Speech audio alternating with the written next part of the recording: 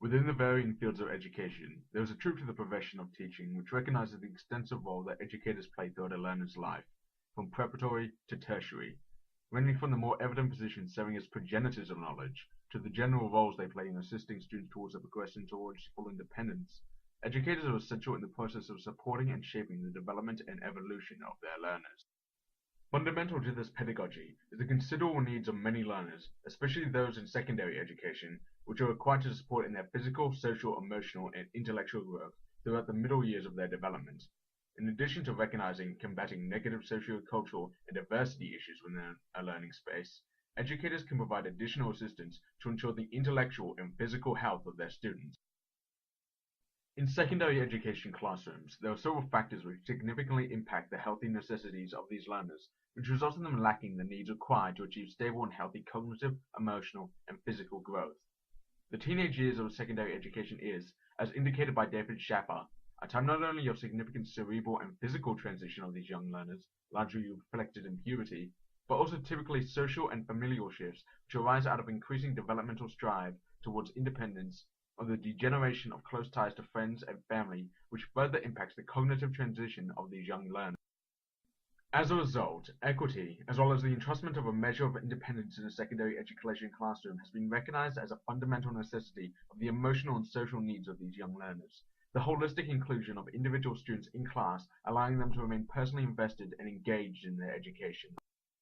Additionally, the social needs of secondary school students are of vital importance to both the cognitive and emotional health of these learners, not only because the healthy social development of student-student as well as student-parent and student-teacher relationships results not only in the feeling of necessary inclusion, but also allows for the development of strong interpersonal skills throughout puberty and the positive psychosocial development.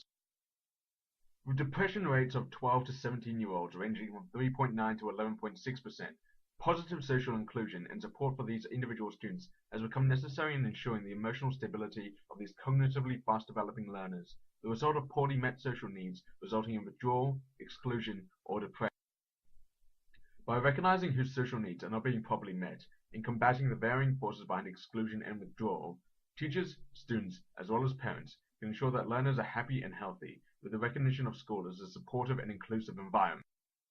The intellectual and physical needs of secondary school students has been recognized as being part of an overlapping cognitive system where meeting the needs of one results in the healthy growth and development of the other. Due to the continuing development of the adolescent mind during this stage of their educations, healthy nutritional intake and balanced lifestyles which necessitates frequent physical activities is a major priority for learners. The cognitive growth and evolution they experience during this time in their secondary education and their subsequent engagement in the classroom is heavily tied to maintaining a steady diet and opportunities to remain physically fit and active, the failure to do so leading to problems of fatigue, focus or engagement, or increased problems regarding mental health issues such as depression. By establishing programs and supporting students' physical needs, schools can help support learners not only remain physically fit and healthy, but also intellectually focused and creative.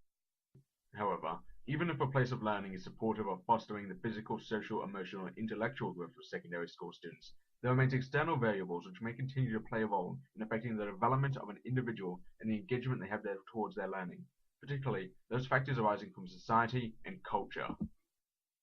As proposed by Uwe Bronfenbrenner, there is a series of 4 elements which both influence and are influenced by an individual.